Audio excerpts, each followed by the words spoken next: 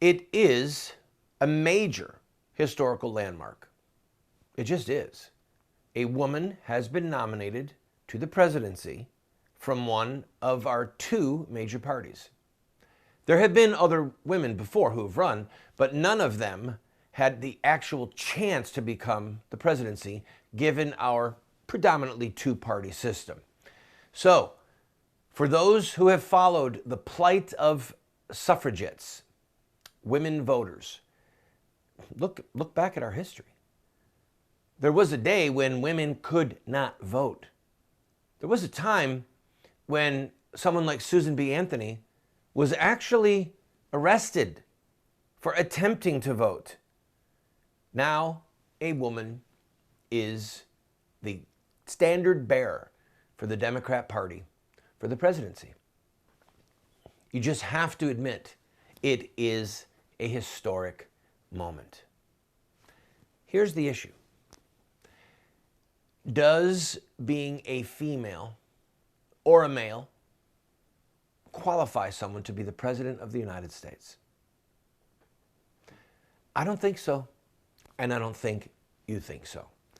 If you're trying to just have a little box that you check off, like, oh, look, we had our first Northern president, we had our first Southern president, we had our first African-American president, now let's have our first woman president, then I hope that you forget to vote.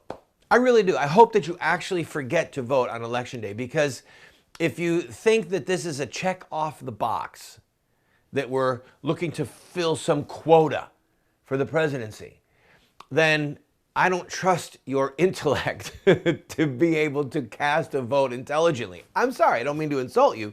The issue is not the gender. The issue is the content.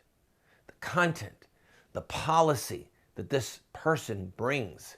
So while I have to, being born and raised in a family of feminists, I have to genetically give credit to the country for getting to the place where we have nominated a woman to be president in one of our two major parties.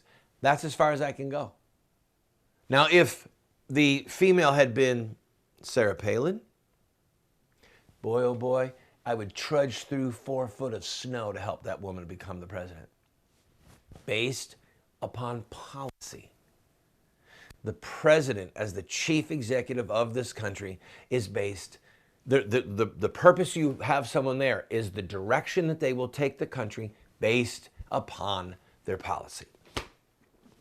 Now, I have to tell you that Hillary is insanely popular around the world. Can you put that graphic up for me? Look at this.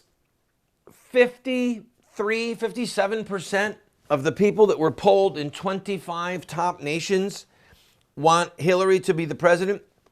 57 compared to 13 for Donald Trump. Guess what her polling numbers were in Mexico? 88%. Trump, 1%. If somebody wanted to elect the president of Mexico, Hillary would be awesome. If someone wanted to elect the president of Europe, Hillary would be awesome. By the way, did you see the only two nations that Trump won in outside of America? I'm still trying to process this. It was China and Russia. China and Russia, the people polled there, both favored Trump over Hillary.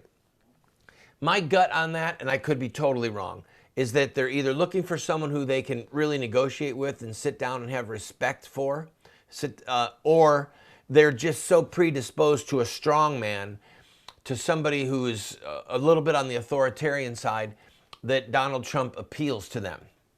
And Hillary is anything but that, except when she's crossed. So we now have made history, and the news cycle for the next couple of days is going to be about Hillary, the standard bearer, the first woman president, blah, blah, blah. They'll do puff pieces about her childhood and about the Rodham family and about her being a young lawyer who served on the Watergate committee. But it's a honeymoon that is going to be very quick, people. Donald Trump can take a breath for a couple days. They won't be pounding on him, but he can get ready to pound on Hillary. I'll be right back.